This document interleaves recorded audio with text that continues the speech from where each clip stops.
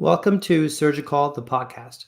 SurgiColl, which is short for Surgical Collective, is the first open access journal focused on publishing the latest evidence-based literature on the surgical specialties.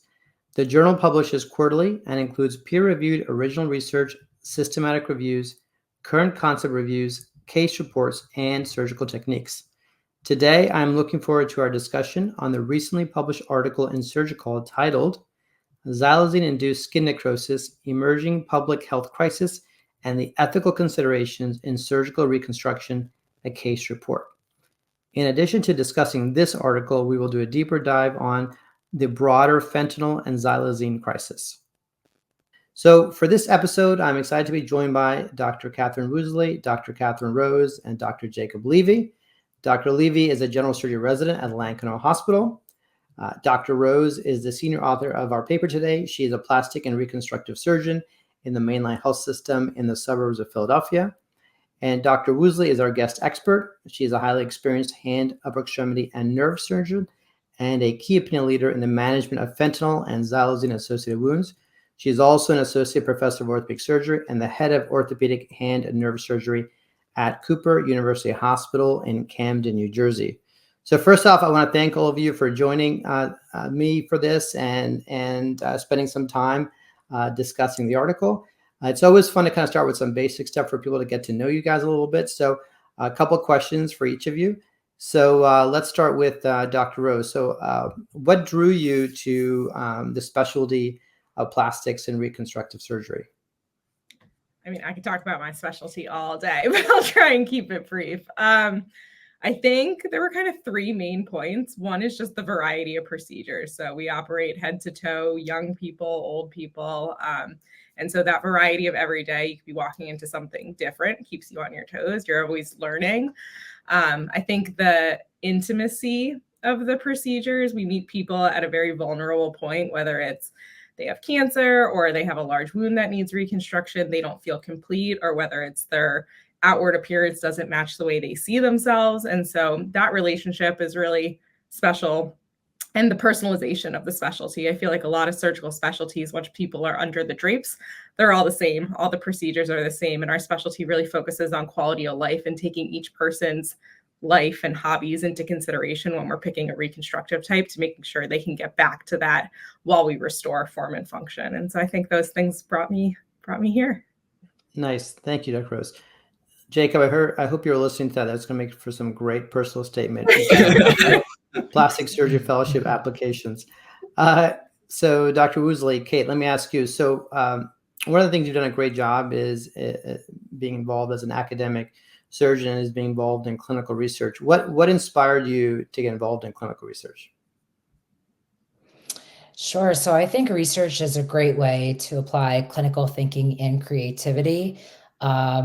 It challenges you to think of a new idea, for example, like comparing one surgical technique to another surgical technique to be innovative.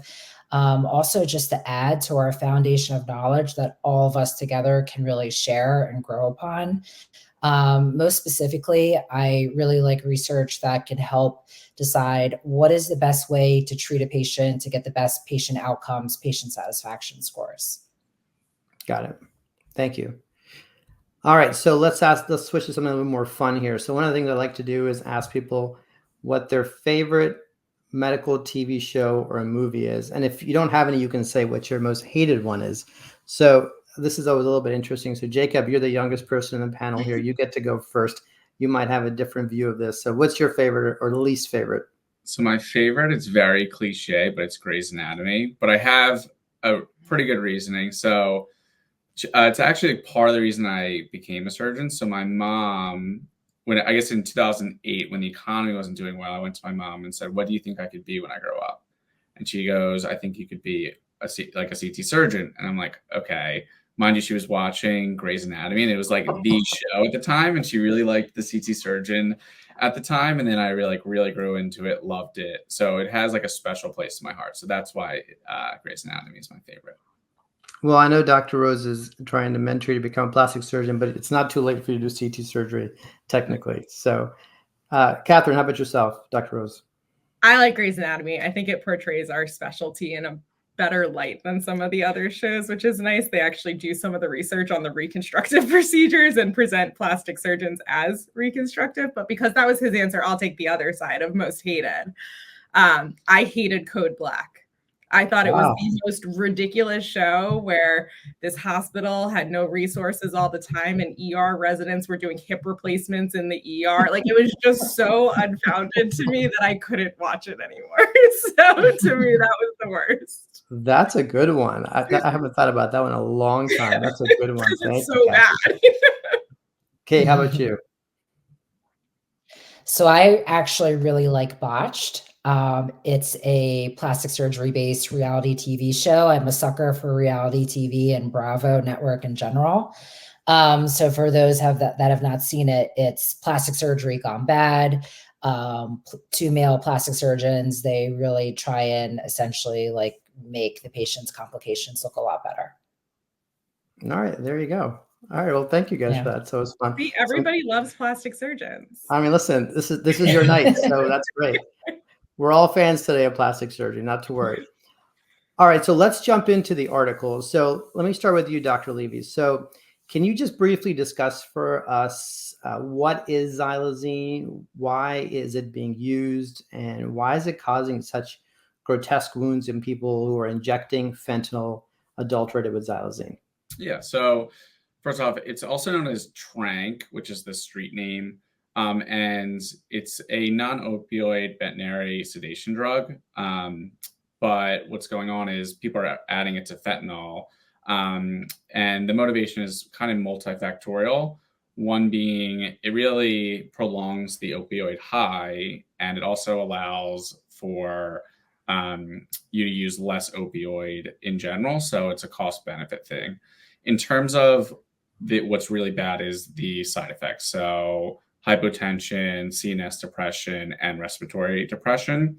So that combined with fentanyl is a recipe for disaster. And then it's also an alpha-2 receptor agonist. So IV drug users are injecting it into their extremities, and it's causing vasoconstriction, leading to what we see in this article, which is these like skin necrosis, ischemia, and it also decreases your cardiac output, which isn't going to help with the necrosis and the wounds, is just because you're not getting enough oxygen and blood flow to that area. And one of the really bad parts is, in general, the thing that we can do for opioids to reverse the effects is give naloxone. However, we can't do it in this situation because it doesn't reverse the effects of xylazine. Yeah, it doesn't act on your mu receptors, right? So it doesn't allow us to kind of reverse it in the traditional fashion. And it's interesting. I had a discussion with someone recently about this, and using xylazine with fentanyl is essentially a business decision to kind of increase both the potency and the duration of the fentanyl. So it's really a shame that it's being used in this way. Dr. Rose, so this is your case, and this was your patient. And my question to you is, and I know this is probably one of your earlier patients, and you've seen probably several more patients, and that since then we're all seeing more of these cases, unfortunately. But what are some of the social and ethical challenges of managing a patient with such a significant self-inflicted wound? Yeah. So, I mean, we all know drugs span socioeconomic status. And what I've seen in the patient population, and it could be selection in who is in our hospital systems or who gets wounds large enough to come to the ER, can't manage them outpatient, but a lot of them are the lower socioeconomic class that are being affected, really heavy drug users that are putting every dollar or dollars they don't have and using other means to get drugs. And then going back to what Dr. Levy was saying with the wounds, they're painful. So they're also self-treating the wounds with the fentanyl by injecting further, and we're just causing further cycles of necrosis. And so, I think one of the really hard parts is just like any drug addiction problem, it's going to be treatment of the underlying issue, which is mental health and treating the social impact that drugs have in our societies. And so, what we see there alone in the socioeconomic disparities in this group is one issue. Additionally, we talk about resources, right? We are constantly in healthcare crisis, the most current one being IV fluids. We're shutting down cases. People aren't allowed to do elective surgery, whether it's COVID, whether it's we can't get lidocaine, whether it's we can't get IV fluids. And so every time we put resources to one patient, regardless of what it's for, we are expending resources that could go to another patient. And so that even brings us into the ethical conversation of what resources are we expending that are going to go to waste.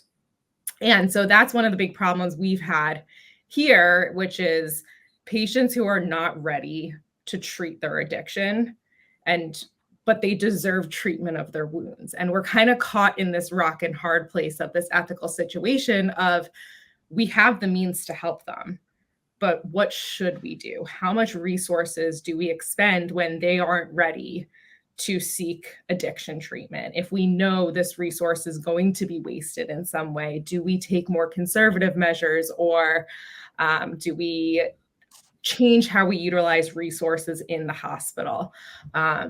We talk about the 3 principles of ethics, and I think every single one of them in these cases can be debated. And I think that's one of the hardest parts, because I have the tool set to help anybody who comes in with any extent of wound. It's a question of whether it's the right decision for that person and the right situation. And I think that's where we called in ethics for this patient who ultimately helped make our decision. But I mean, I've struggled with even the decision we've made in this patient. And I think in talking to other doctors, that's what experience they have too. Well, building off of that, Dr. Woozley, based on what Dr. Rose said, I think she hit on some really major points, and her paper really highlighted those issues with the case itself and how you manage that case, and also getting to the ethical dilemma of managing the patient. Yourself, Dr. Woozley, you've been dealing with a lot of these type of cases, probably a disproportionate amount of these cases in the Philadelphia area, and you've really been leading the charge in terms of thinking about this problem, what have you. Can you build on a little bit of what Dr. Rhodes said, and what have you learned through your experience managing these self-inflicted wounds? What are some of the broader lessons you've learned that we can share with everyone? Sure. So I think some of the major takeaways is looking at the patients that have come through my hospital at Cooper, really since COVID happened, since 2020. The mortality rate of our patients is 0%. We've had 0 patients that have died while they're in the hospital, or at least that we knew about in their follow-up. However, their morbidity rate is extremely high. This is different than a necrotizing soft tissue infection, for example, where the mortality rate for that is very high if you don't do an aggressive surgical debridement right away, essentially within 6 hours. So what I've learned is we don't need to rush these patients to the operating room urgently or emergently. I think we have to take a pause to really see, in terms of a multidisciplinary approach, which is also important. For example, I work with addiction medicine closely to really figure out what is the appropriate timeline to offer these patients, worst case, an amputation, or best case, serial debridements and reconstructive coverage. Unfortunately, looking at our patients, those that did get a reconstructive coverage in the form of a split thickness or dermal allograft, or even, we had patients where we did free flaps on. Our complication rate for those reconstructive patients was extremely high. It was as high as 60%. But also looking at those same patients, they had a very high relapse rate.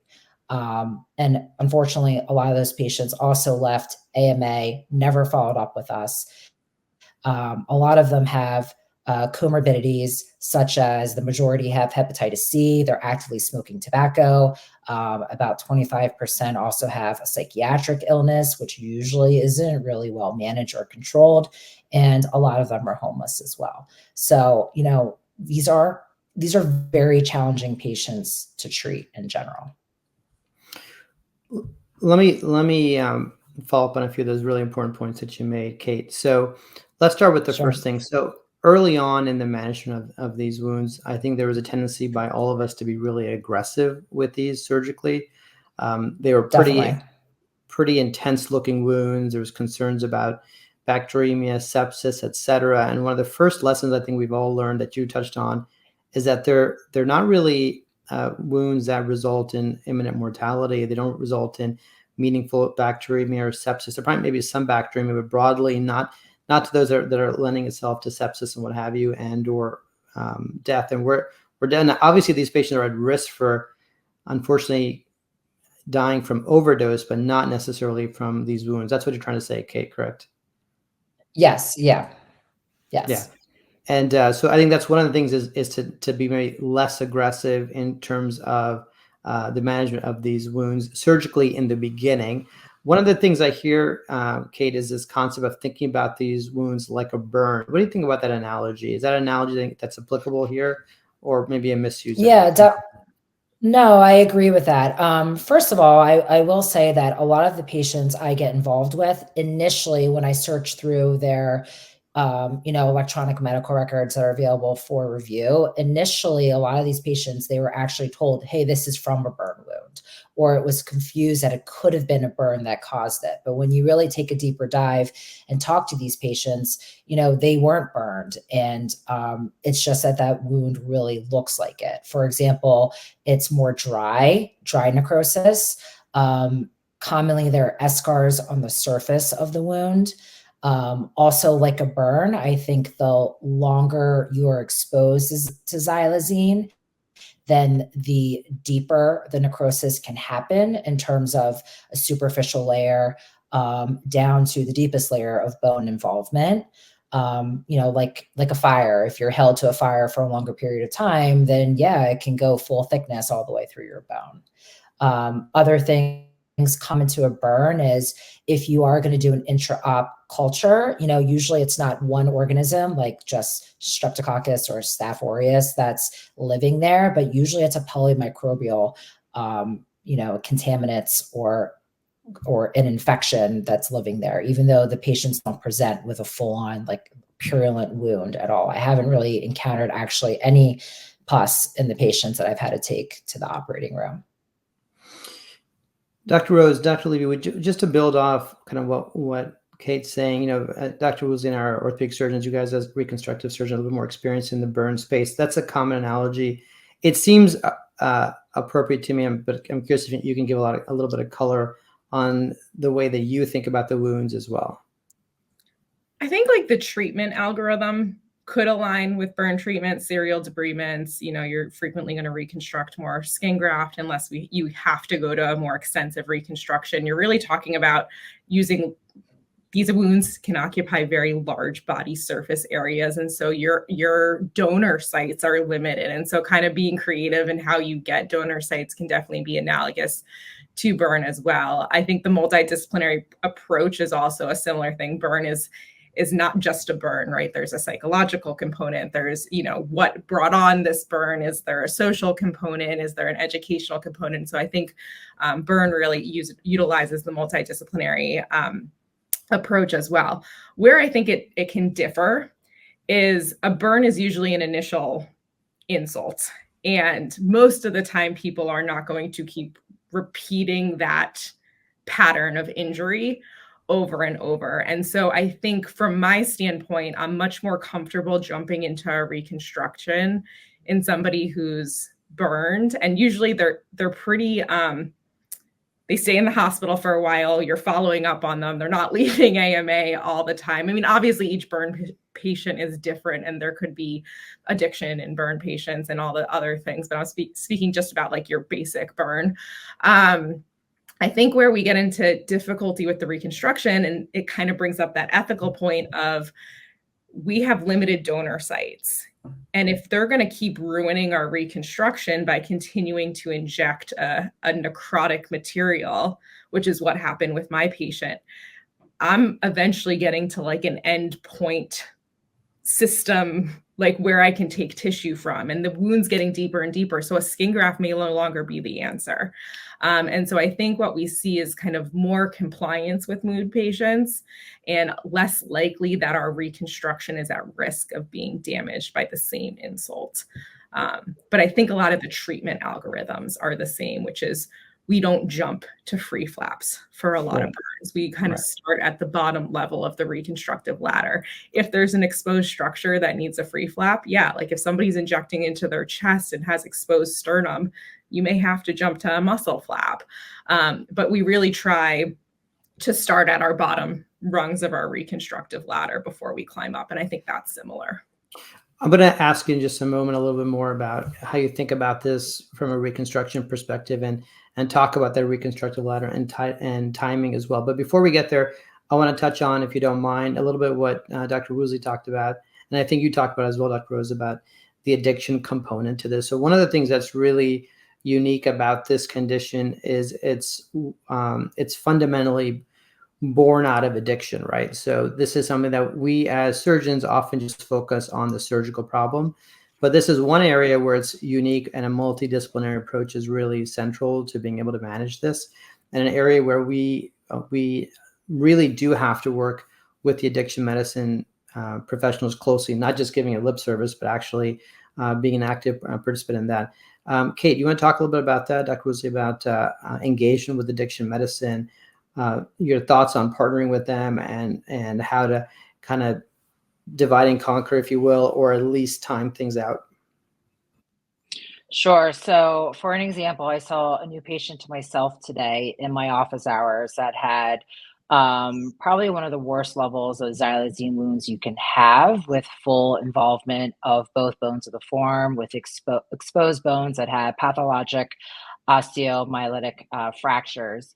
It involved the entire dorsal surface of her forearm. She had zero function of the hand. She actually had zero function from the distal to the elbow. This patient, per review of her electronic charts, she had been seen by multiple providers since July, and everybody was saying it was from a burn. The patient was even hospitalized in 2 different hospital systems for weeks at a time. Amputations were offered. She wasn't on board. Addiction medicine was offered. She refused any care with addiction medicine. So when I saw the patient today, I told her, listen, your most recent drug screen, it's positive for opioids. It's positive for fentanyl. You're saying you're not doing any drugs, but it's in your urine. I think addiction medicine can help you more so to take care of the anxiety you're feeling, any PTSD you can have from this wound, especially PTSD just from getting an amputation surgery. Furthermore, they can help your post-op pain management much better than I can. Myself, I don't prescribe narcotics in my practice. I do NSAIDs, Tylenol, maybe gabapentin. That's really all I do. So these patients do require a lot more than that for their pain management. Especially they can be converted to Suboxone to try and prevent a relapse. So when I kind of talked the patient through this, what addiction medicine could offer, she then completely changed her mind. She was on board. She did then start admitting to, I have been using fentanyl in either a pill format. I'm not injecting anymore, but I'm crushing it up. I'm snorting it. I'm smoking it. And we have found that you can use xylazine in different formats, IV, nasal, smoking, and it can still cause these wounds. So the patient agreed to get amputation surgery. I told her, you have to see addiction before. She saw the addiction medicine specialist right after me. They touched base with me after. They told me they had a great visit with her. They gave me recommendations of what to do. They said definitely do a regional block for the surgery, which is in my practice anyway. They said definitely admit the patient post-op, which I plan to do anyway. Her baseline hemoglobin is 7. She's healthy. She's middle-aged. It's probably from, nutrition or just, the wound itself. And they said they would follow her in the hospital and continue to follow her as an outpatient.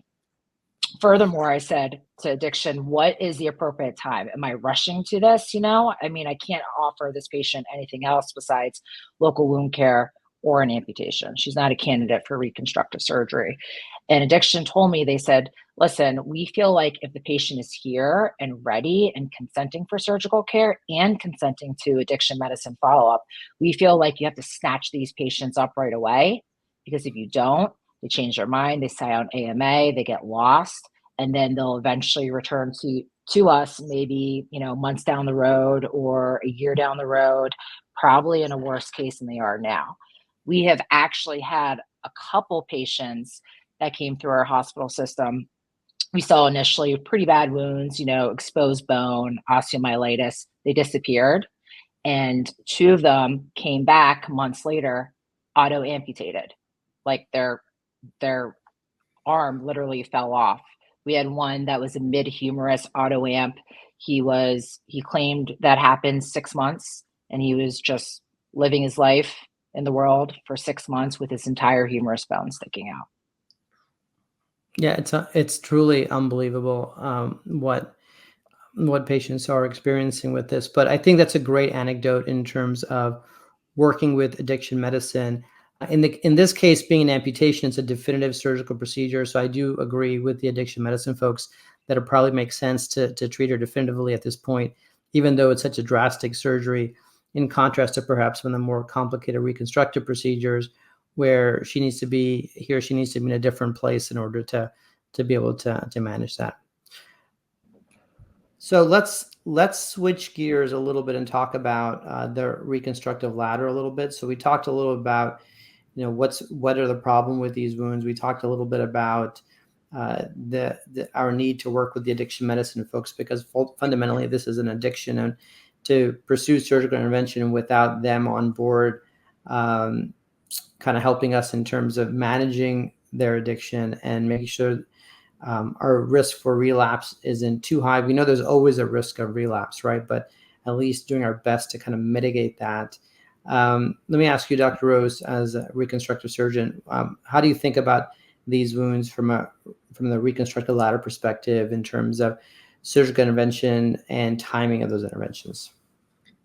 Yeah, I think for all of our patients, the reconstructive ladder has kind of given way to the reconstructive elevator, we call it now, as with all the advancements in free flap technology. Not everything is like a rung system. We kind of run up and down the elevator. But I think no matter what the wound is, the question is the situation and the person and what factors around it are going to affect your outcome. And so when we see these types of wounds, I want to start conservative until I know that patient's going to be reliable, whether they're going to follow up with addiction medicine. We get them involved here as well.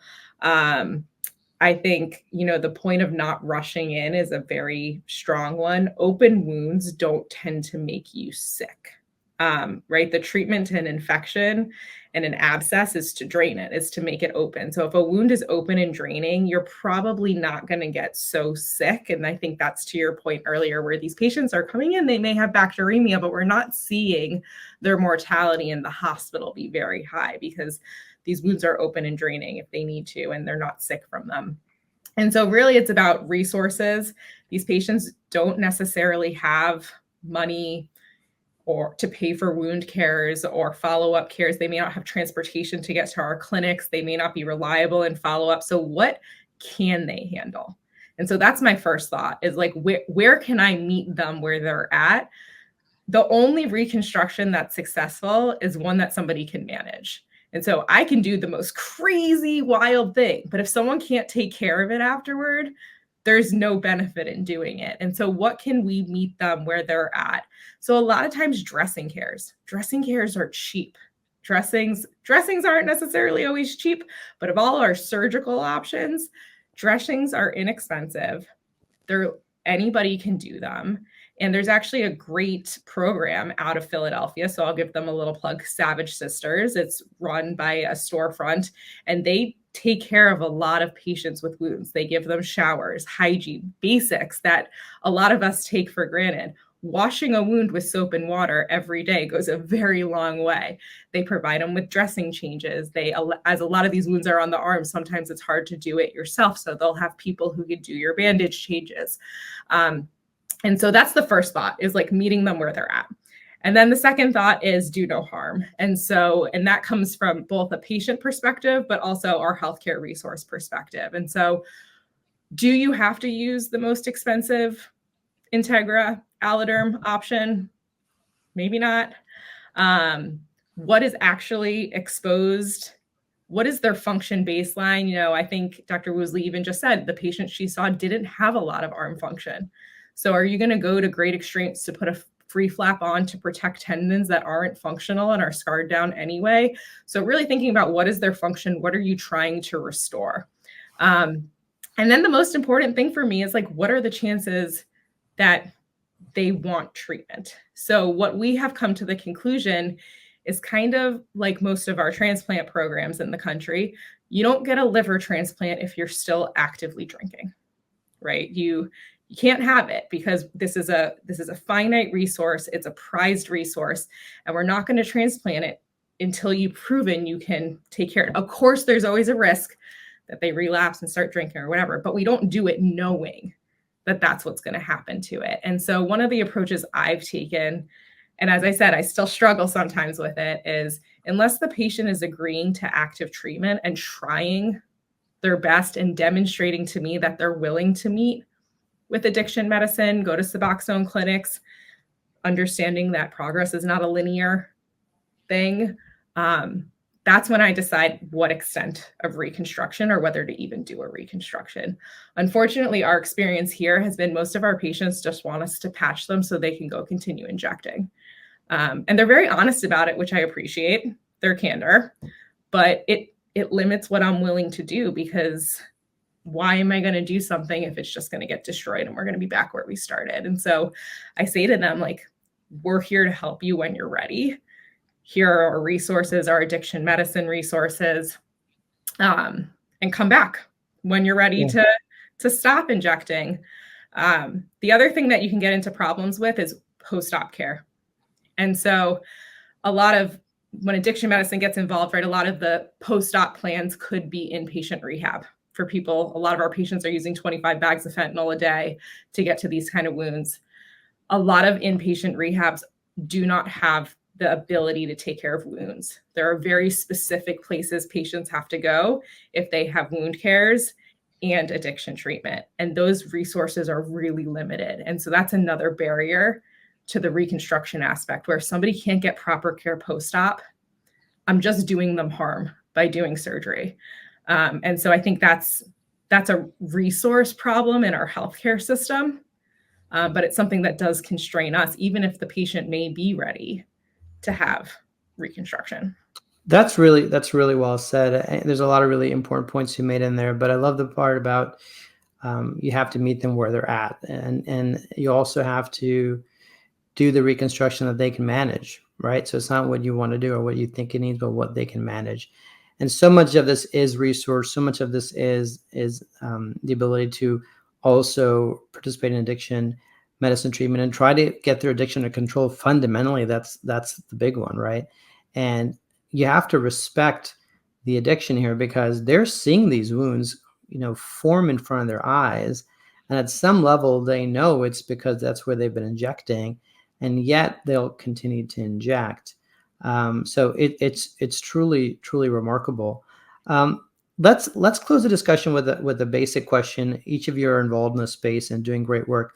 Let's start with Jacob. In terms of future research, you're one of the lead authors on the paper with Dr. Rose and others.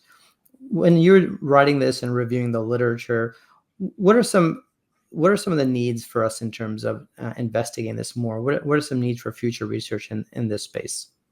So I think one of the things you need is you need to include the other members of the team from a multidisciplinary aspect. I think it's really important to bring this to light with this article, but also I think talking with addiction medicine, hearing their input, and getting them involved, just because they're as important as we are to all of this, because the only successful surgeries we're going to have are if these patients don't relapse. And I think that future research really needs to include them in if we want to be successful.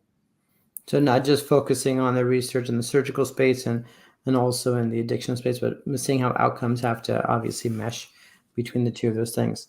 Dr. Woozley, You've actually recently published a really strong paper on this, how to think about this problem in terms of a treatment algorithm. And I know you have another paper coming out. What are some of your thoughts on future research in this space? Yeah, so one thing I'm looking on right now is what is the financial impact that xylazine has brought to our healthcare system? So I'm looking at patients that were using IV drugs before xylazine came on the scene versus what it looks like now with xylazine on the scene. Another thing is, what's the appropriate workup? And to hone in on that a little bit more, sometimes we get patients that have had maybe like 10 CAT scans of the same arm ordered, or like multiple MRIs. So what is the radiographic workup that is appropriate? So far, looking at that, we found that the diagnosis of osteomyelitis is found in the majority of time just with a plain X-ray, and that getting an additional CT scan or MRI really doesn't add anything for us. If anything, it's just, a waste of healthcare dollars. I mean, that's so valuable. Determining those type of determining those resource allocation questions are so helpful. And also from the patient perspective, patients don't like to get those studies. And MRIs I don't know if you've ever had an MRI, they're pretty uncomfortable studies to get. And when someone's already in duress and not happy with what's going on, that's just another reason why people are going to elope. So waste of resource and what have you. And the cost element to this is really unknown. We know broadly is probably pretty significant, but we really don't have a number to it. Dr. Rose, your thoughts on future direction for research in this space? I think from the clinical aspect, we don't really get long-term follow-up from a lot of these patients. Like I've lost all of my patients to follow-up, probably to relapse, or whether it's they had to move for socioeconomic needs or whatever. And so I think, like, what are our long-term success rates? What is the long-term relapse, so that we can appropriately do a risk-benefit analysis when we're counseling people? I think outside of clinical, we need to understand xylazine better, right? Like Dr. Levy gave a great synopsis of like what we think xylazine does and why it causes these wounds. We actually have no idea. That's all our speculation. We don't actually know the mechanism that it's causing these by. And if we don't know the mechanism, we can't actually prevent it. Or when a wound shows up early, maybe there's something we could do to counteract that. And the largest problem with xylazine is our death rates, right? Our opioid death rates have gone substantially up. So like we could talk about wounds all day long, and it's fascinating for us because we're surgeons, but the actual bigger public health crisis here are people are dying left and right. So if Narcan's not going to work, which we know it doesn't, then let's do research on what is going to work, because we now know that tranq has spread across the country. While before it was isolated to Connecticut, Philadelphia areas, it's now nationwide. And so we need to be able to be equipped to decrease the number of deaths we're seeing on the street. For those folks who are, thank you for that. For those folks who are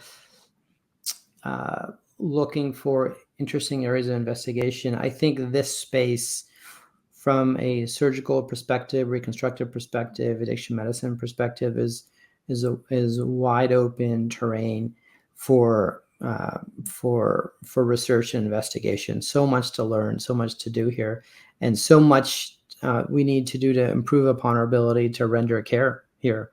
It's a really challenging space, and it's and every case blows your minds, frankly, when you see it. It's just absolutely amazing. So I really want to thank you guys for not only being involved in this work, and Dr. Levy and Dr. Rose for writing this paper, and Dr. Woozley for being a key opinion leader in this space, but just broadly, all your work you're doing in this space and joining us for this discussion tonight. So with that, I want to thank you all for the discussion and for all of your expertise in teaching. In closing, at SurgiColl, we believe that open access publishing is the future of scientific publishing. It keeps costs down. It allows the authors to maintain the ownership of their work. And most importantly, it facilitates expeditious dissemination of the author's research to anyone with internet access around the world, and with no requirement to purchase access or pay for a subscription. So with that, thank you all for joining us, and until next time.